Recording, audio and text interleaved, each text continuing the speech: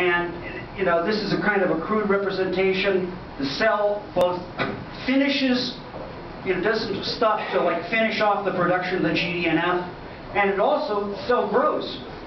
You see it's growing, it's sending out dendrites to reestablish contact with the nucleus accumbens so that you're going to be normal and you won't need drugs. This is like really simple. All this shows is that dream-like activity is most like normal waking activity. See the one on top? The one on the bottom? They're most similar. What this means, all this means is you can remember stuff that happens in dreams. It's enough like waking consciousness that you can actually remember it, and it has like a permanent effect in your memory for what you dreamed. What this shows is real simple. It's just, you know, it shows that a little one-celled animal, a protozoa, that has no brain is capable of running into a barrier, backing up, and going around the barrier. This is the same as a plant growing towards the sun through a crack in the sidewalk. You don't need a brain to go around, you know, a rock or to go through a crack. Plants do it. And this is the final slide. Okay, so this is going to take a little bit of explanation. You have two things here. You have the acetylcholine. Remember I was talking about acetylcholine before, that's one of the common effects. Basically, ibogaine antagonizes nicotinic receptors while switching on muscarinic receptors, which is, nicotinic is awake, muscarinic is dreaming. Okay? The acetylcholine comes along, you can see it actually is touching the dendrite. And it's like gasoline for the activity inside the cell. It's a fuel. It's manufactured by the mitochondria, and it goes into the intercellular space, and this actually, it's the one that does not get sucked back up. It has a whole other pathway because it's used up really fast, and your brain uses a lot of it.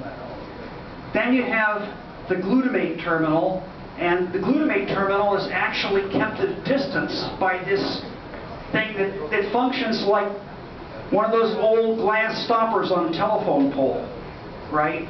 That kept the telephone wire from grounding because it went from glass stopper to glass stopper to glass stopper, and it didn't ground out. You got to keep the flash of the glutamate away at a little distance because it's infrared light, it's hot. And what's happening is, as the cell is growing, you can get this. This is the point of the whole thing. As the cell is growing, it's like the plant growing up in the sidewalk. It's growing towards another cell. And it has to like model its surrounding like, you know, the plant models its surrounding as it tries to find the sun. It has to find that other dendrite. So there's this continuous process of modeling the surroundings as all millions of cells grow towards each other. And it's a visual phenomena. So basically what's happening is that as millions of these things do this, it gives rise to dreamlike phenomena. And the takeaway lesson from all of this, because I can see you signaling me from the back, is that if you took away the visualizations, you'd have to blind the cell. The cells couldn't find each other, right? So you're always going to have psychedelic effects as a side effect. You just can't get rid of them, right? You're just going to have to live with it, and they're going to have to reclassify this stuff someday because it is the only effective cure for drugs. And I just want to say that, you know, I can't do medical marijuana anymore. I've been arrested twice, once for 169 pounds, once for 150 pounds. I'm on my way to Nebraska to deal with that other case. They're not going to let me move marijuana from out west to back east anymore, so I'm going to have to go into working on this full time. I just want you to understand two things. When the guy got up and asked Mark Pocan, the guy from Channel 15, said, well, the Madison police say that if we have the Jackie Rickard bill, it's going to lead to an upsurge in the heroin problem. Well, that's very interesting. The substance abuse problem is serious enough to block medical marijuana, to keep Jackie Rickard or our guy from Eau Claire over here from getting their medicine.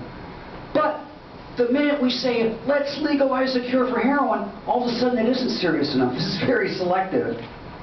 The other thing I want you to do, I want you to be proud that the medical marijuana movement and the marijuana movement in general came up with ibogaine, the cure for drug addiction. Thank you very much. And I want to do one more thing. I have this. I want you to write down this number at the bottom of each thing, because you may know somebody who's addicted to alcohol or methamphetamine, or there's a lot of heroin in this state. Write this number down on this piece of paper so you can call me, because this other number is a New York number, 608-210-9024. That is 608-210-9024. So thank you very much for your time, and Jim? Thank you, Dana.